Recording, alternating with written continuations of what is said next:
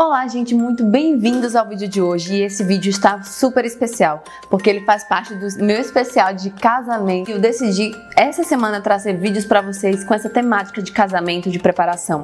E para inaugurar, eu trouxe hoje esse vídeo que muitas pessoas na época do meu Instagram me pediram para compartilhar, que é como eu consegui organizar o meu casamento sozinha. Então eu trouxe aqui, reuni para você 10 dicas de como você também pode aí da sua casa organizar o seu casamento sozinha, só você com seu noivo e os seus familiares, sem gastar tanto assim. Então, se você gosta desse tipo de vídeo, já faz o quê?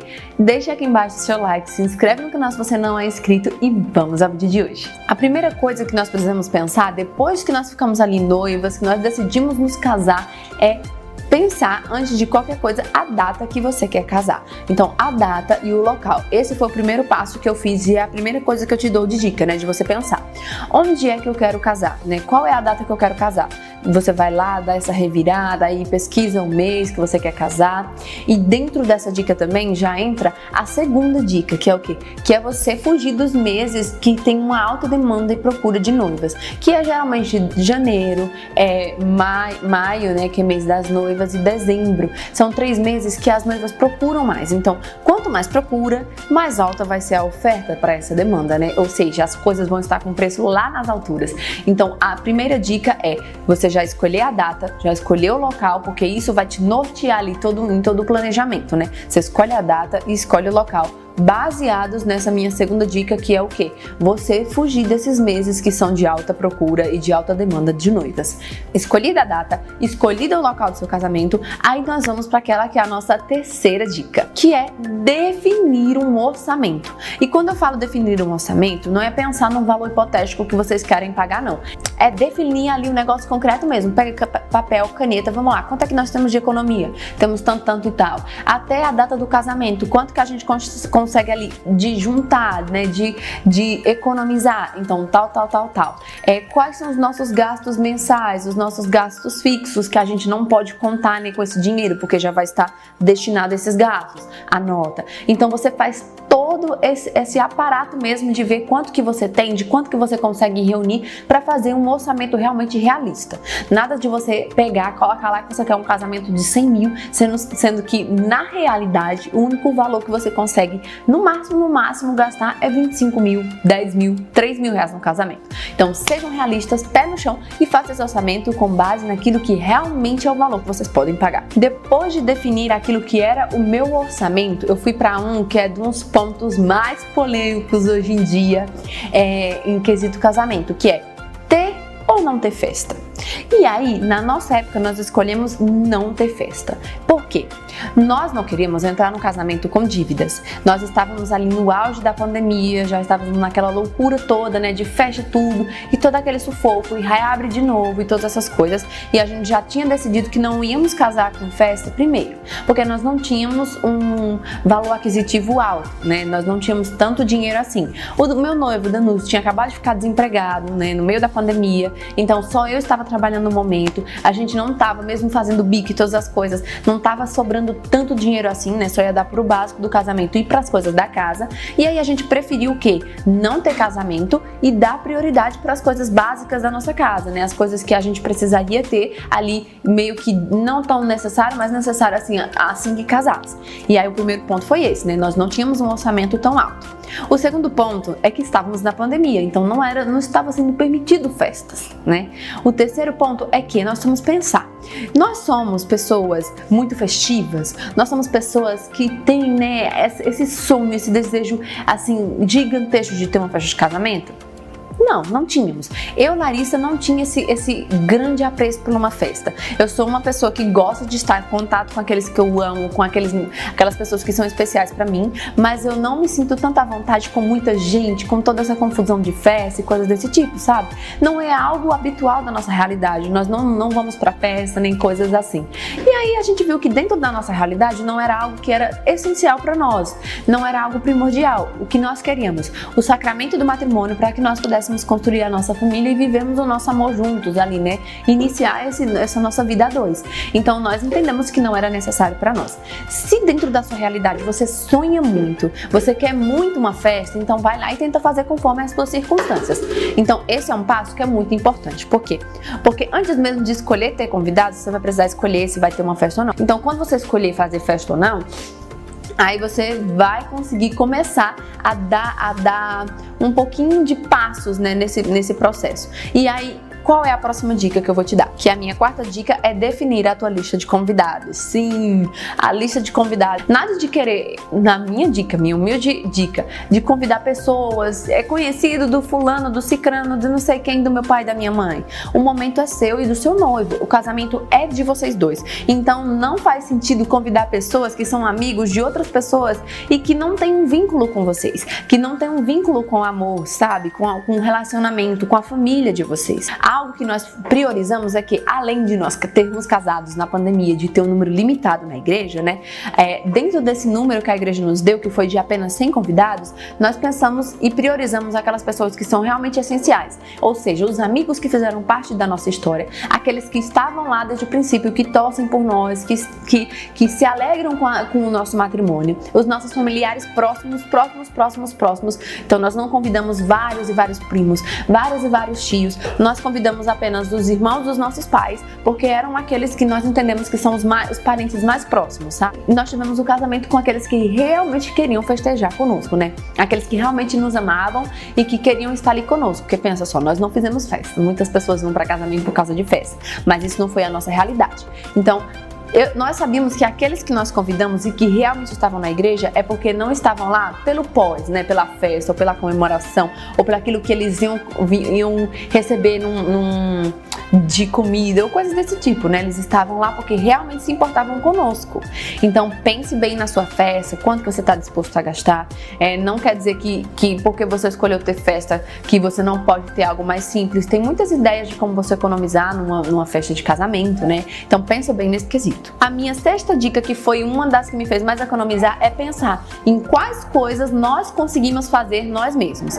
Por exemplo, eu sou uma pessoa que gosta muito de colocar a mão na massa, né? Dá trabalho colocar a mão na massa? Dá.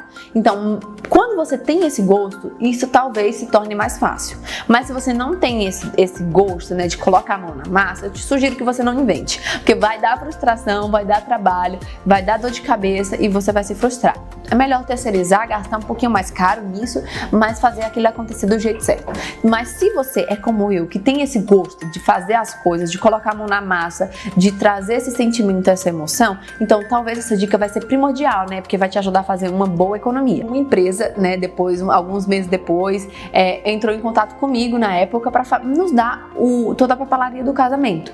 E aí sim, né, a papelaria oficial foi feita pela empresa. Mas antes disso, eu já tinha feito tudo ali do nosso jeito mesmo, simples, mas conforme a gente conseguia.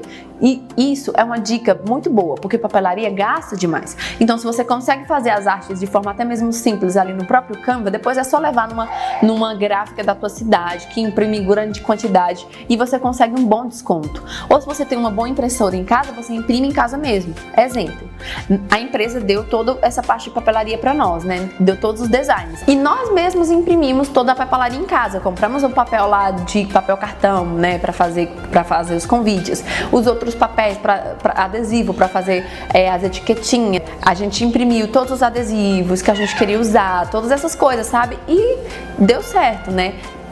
Ficou tudo ok. Então, se você tem uma boa impressora, isso também já é uma grande dica para te ajudar a economizar. Nós somos muito assim, né? Gente pobre. Quando você não tem tanto recurso, você precisa ser criativo para colocar a mão na massa para aprender a fazer as coisas. Uma outra coisa também que a gente conseguiu economizar bastante foi nas lembrancinhas. O que foi que nós fizemos de lembrancinha? Para os meus padrinhos, né? Eu trabalho com a internet, vocês sabem, e aí eu tinha uma parceria com uma livraria católica que eu conseguia pegar livros com descontos, né? As pessoas compravam usando os meus cupons e eu conseguia reverter em compras dentro desse próprio site da livraria, né? O valor que as pessoas compravam usando o meu cupom. Então eu decidi, fiz lá, esquematizei o que é que eu queria dar para os meus padrinhos. Todos os nossos padrinhos, a maioria deles vocacionados ao matrimônio, né? Na verdade, todos vocacionados ao matrimônio. Então nós escolhemos dar para eles lembrancinhas que fossem úteis na vida deles, que fossem trazer um maior significado para a vocação deles e que tivesse a ver com a nossa também. E aí a nossa lembrancinha tinha relação com isso. Foi o quê? Nós fizemos uma necessairezinha, né? Minha mãe e eu, nós compramos o tecido, aqueles tecido de coxa que vende no metro, sabe? Nós compramos esse tecido, o zíper, tudo, e a minha mãe fez fez a lembrancinha para mim. Fizemos um pomponzinho assim, né? Eu e a minha irmã, e colocamos, né, no fechozinho do zíper. E aí eu consegui com essa livraria esses descontos nesses livros, esses livros que saíram para mim de graça, que eram relacionados ao matrimônio. Então nós compramos o livro Santos Casados, né? Foi um livro que durante o nosso noivado me marcou muito, né? Porque para quem tem a vocação matrimonial, muitas vezes é difícil, você não consegue ter tanta referência assim de casais. A gente normalmente se vê falando mais de santos celibatários, né? E aí eu tinha essa necessidade de ter referências de casais, de pessoas que tinham a mesma vocação que eu, que trilharam esse caminho de santidade. E aí esse livro veio como um divisor, né, assim, nisso, porque me fez ver essa beleza da vocação ao matrimônio. E eu decidi dar eles também, né, para os nossos padrinhos, como um meio também de aumentar, de trazer mais beleza para aquilo que era a vocação deles e que pudesse fortificar, né, esse chamado para eles. E aí isso também fez parte da nossa lembrancinha, né, que foi o livro, foi a bolsinha que nós mesmas fizemos. E outra coisa que a gente deu também de lembrancinha, que aí nesse caso não foi só para os padrinhos, mas foi para todos os convidados, foi que nós compramos ali salgados, né? Mandamos fazer, já que a gente não ia ter festa, a gente decidiu dar uma lembrancinha comestível para os nossos convidados. Fizemos ali algumas encomendas com um pessoal que fazia salgados, pais de um amigo nosso, e aí nós compramos as marmitinhas, sabe, assim, tipo marmita de festa mesmo, aquelas de plástico, assim. Colamos nela a nossa logo, né, a logo ali do casamento que a gente tinha feito com a empresa. Colamos e dentro a gente colocou 4 salgados. E aí o meu tio tem uma empresa de doces, né, que é a Recheios Delícia. E ele deu pra nós, todos os bem casados. Nós não íamos ter doce. A gente até cogitou a questão de fazer bolo de casamento, mas não deu certo. E ele deu pra nós, resolveu dar pra nós esses bem casados. Então ele fez, né, com todo amor, com todo carinho, e levou pra gente os bem casados. E a gente só colou o adesivozinho em cima de cada um deles. E foi dentro de uma sacolinha. Nós compramos um centro de sacolinha plástica branco, bem bonitinha. E na sacolinha a gente furou assim os buraquinhos, passou uma fita da cor, né, ali que era do casamento, que era um tom de azul, colocamos uma tag que a gente fez, deu um lacinho e entregamos de lembrancinha para os nossos convidados. E a gente conseguiu economizar, gente. Todo mundo saiu de lá satisfeito, né, com a sua lembrancinha, com algo que remetia esse amor, esse cuidado que a gente queria dar para eles. Então foram coisas pequenas que nós mesmos fomos fazendo, né. Um exemplo disso, flores. Nós compramos as flores no valor de atacado em uma empresa floricultura da cidade, né? Eles nos deram um bom desconto e tudo mais, e nós compramos essas flores no atacado. A minha madrinha, ela já trabalhou com essas coisas de decoração, ela tem muita facilidade com isso. Então, nós um dia antes, né, fizemos todo esse quesito de comprar e tudo, e no dia do casamento, cedinho, nosso casamento foi no final da tarde, nós fomos lá na floricultura, buscamos tudo e fomos montar os arranjos. Minha mãe, minha madrinha, minhas irmãs, as vizinhas, todo mundo foi ajudando e foi muito legal, né? Nós montamos esses arranjozinhos que eram de gipsofilas e de girassóis brancos, mini girassóis, sabe? Então foi basicamente isso a decoração que nós fizemos na igreja. Em cada banco a gente colocou um buquezinho de gipsofila e de girassol branco, tanto nos bancos da igreja como na parte da frente da igreja. Eu vou botar as fotos para vocês verem, né? Nós colocamos essas florzinhas. Eles foram um pouquinho mais cedo, né, junto com o Danudo, meu noivo, que hoje é meu marido, e colocaram todas essas florzinhas lá enfeitando e pronto, foi essa decoração que a gente colocou na igreja. A gente não quis, né, colocar tapete, luzes, espelhos, aquele monte de coisa. Por quê? Nós somos muito simples, eu e o meu esposo. E o que é que a igreja que a gente escolheu, ela fez parte de toda a nossa história, de todo o nosso namoro, de tudo aquilo que circunda até o passo do casamento, aquela igreja fez parte, né? Então a gente fez questão de casar lá, porque era lá que a gente ia rezar juntos, era lá que a gente ia adorar, que a gente ia pra Santa Missa. Então ela era muito especial pra nós. E ela era tão linda, mas tão linda, que pra nós não fazia sentido algum encher de firula, encher de coisas, porque ia perder a beleza e a essência daquele lugar que era tão importante pra nós, né? E foi por isso que a gente decidiu deixar tudo bem simples. E é isso, né? São dicas de coisas simples que você pode ir fazendo que vai demais te ajudar a economizar. A minha 7ª dica é: no que você quer mais investir? Escolha coisas primordiais para se investir mais no seu casamento. Exemplo que eu vou dar da minha própria realidade.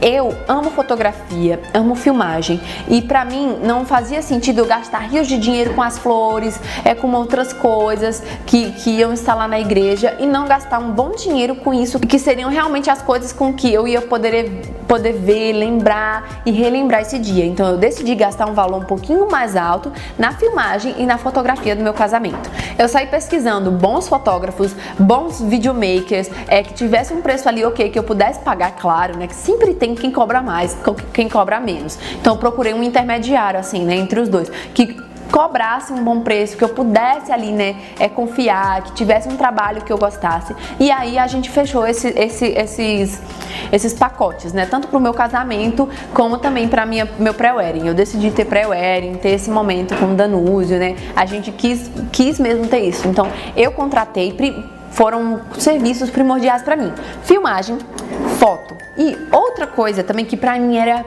essencial era ter bons músicos. Por quê? Claro, para que na filmagem aquilo pudesse ser bonito, né? Não ser aquela catástrofe que a gente vê em algumas filmagens por aí, mas muito mais do que isso. Eu e o Danúzio tínhamos certeza que o que a gente queria dar para os nossos convidados naquele dia não era só que eles fossem ali pro nosso casamento e tal, só isso, né? Vissem a gente casando, ei, palmas, parabéns, felizes os noivos. Não, a gente queria dar para eles a experiência de um verdadeiro matrimônio católico, da beleza, que eles pudessem, através do nosso sacramento, ter essa experiência com a beleza do matrimônio. E aí nós contratamos bons músicos, sabe? Pessoas que soubessem cantar bem, tocar bem. Pra mim era essencial que tivesse teclado e violino, era só o que eu queria. Teclado e violino, eram os instrumentos, e uma pessoa que cantasse muito bem. E aí eu escolhi, né, a equipe de música, que pra mim foi muito especial, né? Escolhi todas as músicas porque eu queria pessoas que cantassem bem, que fossem católicos e que para nós era essencial que cantassem em latim, porque todas as músicas do nosso casamento, elas eram em latim, né? Eram músicas muito especiais para mim, músicas que a gente queria mesmo que estivesse ali para que os nossos convidados tivessem experiência. Então foi muito, muito emocionante, né? Foi muito belo de ter uma boa música, uma música católica de verdade, uma música bem tocada, com zelo, com amor, como nós também. Para mim, quando eu lembro das músicas, dos momentos do meu casamento, que aquelas músicas estavam sendo tocadas, tudo que eu vivi, eu fico muito feliz, eu fico até emocionada, tá vendo? Da colérica emocionada. Porque foi uma experiência de Deus mesmo, sabe? Eu agradeço muito a Deus. Poderia não ter mais nada, mas tendo só aquilo ali, pra mim já foi, sabe, uma verdadeira experiência de Deus, assim, de ver a beleza daquele matrimônio, daquele sacramento que nós estávamos abraçando. Então, foram coisas que pra nós foram primordiais: filmagem, música e fotografia. Então pensa aí também o que vai ser primordial para você. A nossa 8ª dica é: escolha com antecedência a forma que você vai pagar todos os seus fornecedores, sabe? Por quê? Porque há fornecedores que eles dão um grande desconto para você quando você vai pagar à vista. Na minha época ainda não existia Pix, era à vista ou na transferência, né? E aí nós decidimos, né, bem antecedência, lá na época ainda de fazer o nosso orçamento, né, com todos os fornecedores, nós sempre perguntávamos para eles, né, qual era o valor a prazo, qual era o valor no cartão e qual era o valor à vista. Se eles davam mais desconto na vista, a gente ainda dava uma choradinha, né, porque brasileiro é desses. Nós sempre optamos por todos os fornecedores, aqueles que davam mais desconto à vista, né? Dentre os que a gente gostava, os que a gente fechou foram os que davam desconto à vista. E aí nessa fase pós-pesquisada ali e ver orçamentos, quando a gente foi começar a colocar em prática mesmo o que a gente ia fechar e fazer, nós já fomos definindo esses valores, né? Dentro daquele orçamento maior que a gente tinha feito, do valor geral que a gente poderia gastar, a gente já foi separando esses que a gente ia pagar à vista. E com isso nós conseguimos economizar muito no nosso casamento, pagando tudo à vista. Então foi tudo nós pagamos à vista. Todos os acessórios que eu aluguei pra mim, né, que eu aluguei uma tiara pra usar no dia do casamento, então eu paguei à vista o aluguel, eu paguei à vista música, paguei à vista foto, né, e aí quando a gente escolhe pagar à vista, geralmente como é que eles fazem? Não tenha cuidado, né, em escolher aquelas pessoas que cobram logo à vista tudo com antecedência. Tenha cuidado, porque você pode sofrer um calote. Então como é que nós fechamos com eles? Nós pagamos 50% antes e 50% no dia, ou um dia antes do casamento ou um dia depois do casamento, né? E foi basicamente assim: você escolher pagar à vista, você vai conseguir um grande desconto. E a nossa penúltima dica é: peça ajuda. Sim, peça ajuda dos seus familiares. Não tenha medo de pedir ajuda, né, dos seus pais, dos seus irmãos, dos seus amigos mais próximos, porque se essas pessoas verdadeiramente te amam, elas vão te ajudar, elas vão estar dispostas para você, né? A gente tinha muito medo nessa nossa busca de fazer tudo sozinho, acabar ficando muito pesado para nós. E antes mesmo de querer pedir ajuda, todas aquelas pessoas que nos amavam, que estavam ali por nós, já se ofereceram em prontidão para nos ajudar. E foi muito legal porque todo mundo se ajudou, todo mundo estava ali um pelo outro e a gente via essa união porque eles nos amavam, sabe? O meu sogro, que no dia, né, foi lá, foi buscar as coisas, alugou um carro para ficar mais fácil no deslocamento, né? A minha madrinha, que é a minha tia também, que fez a decoração da igreja, que ajudou lá como se fosse a minha cerimonialista, que ficava organizando ali as entradas. Os nossos amigos que depois que acabou o casamento limparam a igreja conosco, que foram revezando no carro deles carona para todo mundo conseguir ir para casa. Enfim, gente, peçam a ajuda das pessoas que você ama e que sabe que realmente estão ali dispostos a te ajudar, né? Porque faz muita diferença. E a minha última dica é: curtam esse processo, vocês dois, porque às vezes a gente tá tão neurótico de que as coisas têm que sair perfeitas, que tem que ser assim, tem que ser assado, que a gente não vive, não consegue curtir esse processo.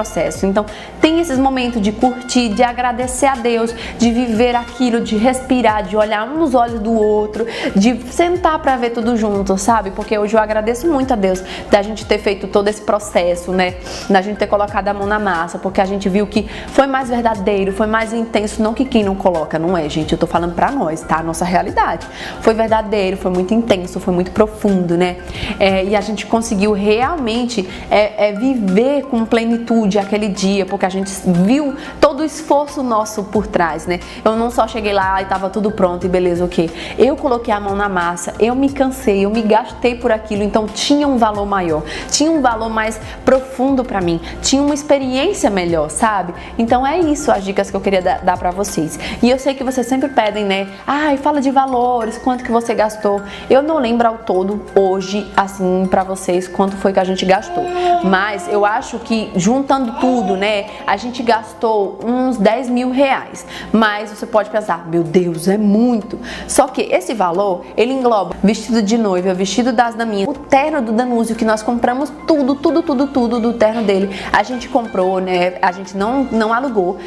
Temos aí também a taxa da igreja, o casamento no cartório também entra nesse valor. O aluguel do carro que a gente usou no dia, entra nesse valor também. As flores, as fotos, a filmagem, entra também a música, entra deixa eu ver o que mais, né? As nossas alianças entram dentro desse valor. O meu buquê foi a única coisa que eu realmente não coloquei a mão na massa para fazer, né? Nós encomendamos nessa mesma floricultura que a gente comprou as flores no atacado, a gente encomendou o buquê e ganhou um desconto nele por causa disso, né? E aí dentro desse valor entra também todas as lembrancinhas, tudo. E aí você deve pensar, né? Nossa, é um valor muito caro. Você consegue economizar de outras maneiras. Nós decidimos pagar a igreja, né? Pagar ali para ter um momento só nosso, no horário específico, reservar a igreja só pra gente. E isso requer um custo, porque tem iluminação, tem ali a pessoa que vai precisar estar lá para ajudar no dia. Então, é natural que as igrejas cobrem, né? Foi cobrado para nós, nesse período, o valor de 360 reais, se eu não me engano, pela igreja. Então, nós pagamos esse valor pela igreja. O que saiu mais caro mesmo foi o nosso casamento no cartório, que a gente pagou 700 reais. Porém, você também consegue economizar. Nessa questão do casamento mesmo, a burocracia, você consegue economizar fazendo o quê? Casando ali no que eles chamam, um casamento comunitário. A igreja cede nesse casamento comunitário. São várias pessoas que casam ali no mesmo dia juntas, né? Meio que ali uma atrás da outra. Então é gratuito, ou às vezes eles cobram só uma taxa de 100 reais pela documentação. É um valor mais em conta para vocês, né? Você já vai conseguir economizar com a igreja. No cartório, você consegue também ser isento da taxa do cartório, né? Se você for aí, tiver baixa renda, ainda, você consegue com o número do NIS, indo lá no NIS, buscando um documento específico, você vai conseguir esse valor mais em conta. Na época nós não fomos atrás desse processo, porque como eu disse, era pandemia. O Bolsa Família, o setor que cuida disso, né, estava fechado, estava na maior burocracia e a gente não queria atrasar tanto, né? Nós também pagamos um pouquinho a mais para que o casamento fosse mais rápido no cartório. Então isso fez com que saísse um pouquinho mais caro, né? O casamento no cartório saiu mais caro. Você também consegue economizar no seu próprio vestido de noiva, né? Escolhendo não ser o primeiro aluguel, escolhendo um vestido que já foi usado por outras pessoas, né? Um vestido que não é talvez tão cheio de firula, alugando o terno do noivo, ou pegando emprestado com algum amigo que tem o mesmo tamanho. Enfim, você vai conseguindo economizar, né? De várias formas possíveis. Esse nosso valor sai um pouquinho mais caro por causa dessas outras coisas todas que a gente quis na época. E também porque, gente, a gente estava no auge da pandemia, então as coisas estavam com valor lá em cima. As flores quase não estava tendo, porque, né? Os carros não estavam chegando, não estavam conseguindo fazer essa tramitação. Então saiu mais caras as flores, os aluguéis de transporte também estavam mais caros por causa da pandemia, os carros estavam mais caros, os aluguéis. Enfim, algumas coisas acabaram saindo mais caras pela época que a gente casou, mas nós conseguimos economizar bastante, né? Dentro também desse valor de 10 mil reais que eu falei pra vocês, também entra o valor da nossa lua de mel, digamos assim. A gente não teve lua de mel, o que a gente teve foi o quê? Depois que a gente chegou em casa, né, nós casamos, nos despedimos, ficamos um tempinho ali fora da igreja tirando fotos, despedindo das pessoas. E aí depois que a gente casou, nós viemos pra nossa casa, nos trocamos e fomos pra um restaurante chique, bacana da cidade, né, que a gente gostava, pra jantar lá. Então era um valor um pouquinho mais salgado, e aí a gente também incluiu dentro desse valor do casamento como algo primordial pra nós, né? Também entra aqui o aluguel do local onde a gente fez as nossas fotos pré-wedding. A gente poderia ter feito na rua, você já ia conseguir economizar, fazer num local público, né, num parque da cidade, numa praça bonita, num ponto turístico que não é pago, você já economizaria bastante. Mas a gente decidiu fazer em um espaço específico, bem bonito, que a gente gostava, e aí isso também nos rendeu um certo valor, né? E é isso, gente. Espero que vocês tenham gostado desse vídeo, que essas dicas sejam úteis pra vocês e que vocês consigam realmente colocar tudo em prática, né? Que vocês consigam realmente colocar a mão na massa aí e ter o casamento de vocês. Não se preocupem com as coisas externas, dê o melhor de vocês, porque o que importa mesmo não é toda a firula desse dia. O que importa é vocês viverem com profundidade o dia desse sacramento que é tão importante, né? E é isso, gente. Espero que vocês tenham gostado desse vídeo. Se você gostou, deixa o seu like, se inscreve no canal, que você já sabe. E fiquem com Deus. Até o próximo vídeo. Tchau, tchau.